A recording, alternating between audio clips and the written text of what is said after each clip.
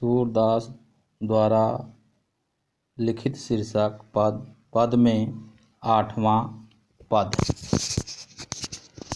उधव मन न भये 10-20, एक होतौ सो गयो श्याम संग, कौ और राधे ईस। इंद्रि शिथिल भई केशव बिनु, ज्यों देहि बिनु शीस। आशा लाग रहत तन श्वासा, जीवहि कोट वरीस। तुम तो सखा श्याम सुंदर के, सकल जोग के ईस। सूर हमारे नंद नंद बिनु, और नहीं जगदीश। हुतौ का अर्थ हुआ करता था, गयो का अर्थ चला गया, ईश का अर्थ ईश्वर, शिथिल का अर्थ कमजोर, ज्यों का अर्थ जैसे, देही का अर्थ शरीर, श्वासा का अर्थ सांस, जीवहि का अर्थ जीवन, कोट का अर्थ करोड़, जोग का अर्थ योग। इस पद्यांश का प्रसंग प्रस्तुत पद्यांश में सूरदास जी ने श्री कृष्ण के मथुरा चले जाने के बाद गोपियों का उनको याद करके व्याकुल होने का अत्यंत मार्मिक चित्रण किया है।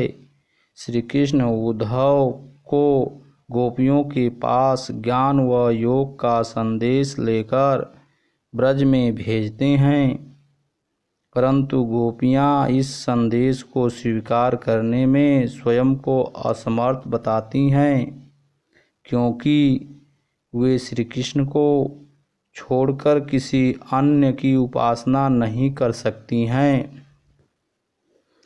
आगे कहते हैं, उद्धव मन न भये 10-20।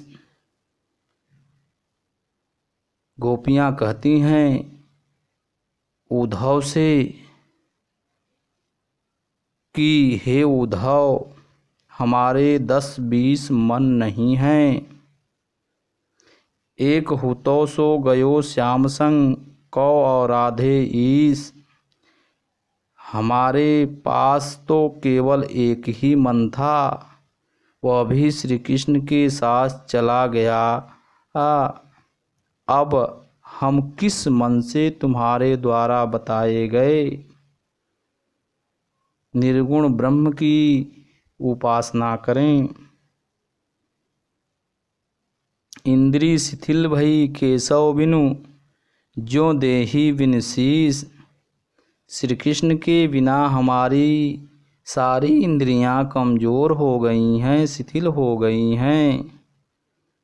जैसे बिना सिर वाला धड़ शिथिल और बेकार हो जाता है, वैसे ही हम श्री कृष्ण के बिना मृतवत या मृतप्राय हो गई हैं। आशा लाग रहत तन श्वासा, जीवहि कोट वरीस। जीवन के लक्षण के रूप में हमारी सांसें केवल इस आशा में चल रही हैं कि श्री कृष्ण मथुरा से अवश्य लौटेंगे और हमें उनके दर्शन प्राप्त हो जाएंगे। श्री कृष्ण के लौटने की आशा के सहारे तो हम करोड़ों वर्षों तक जीवित रह सकती हैं। तुम तो सखा श्याम सुंदर के, सकल जोग के ईश। आगे गोपियां कहती हैं, हे उद्धव,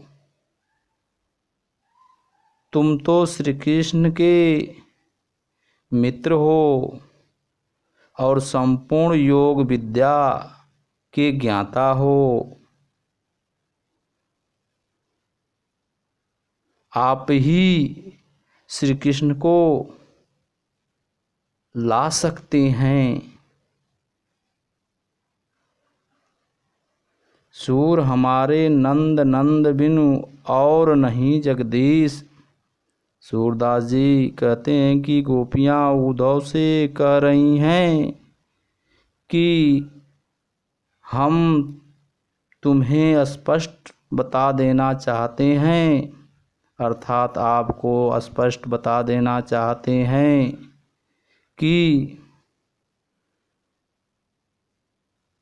इस संसार में श्री कृष्ण के अलावा कोई जगदीश नहीं है। काव्यगत सौंदर्य, भाषा ब्रज, शैली मुक्तक, गुण माधुर्य,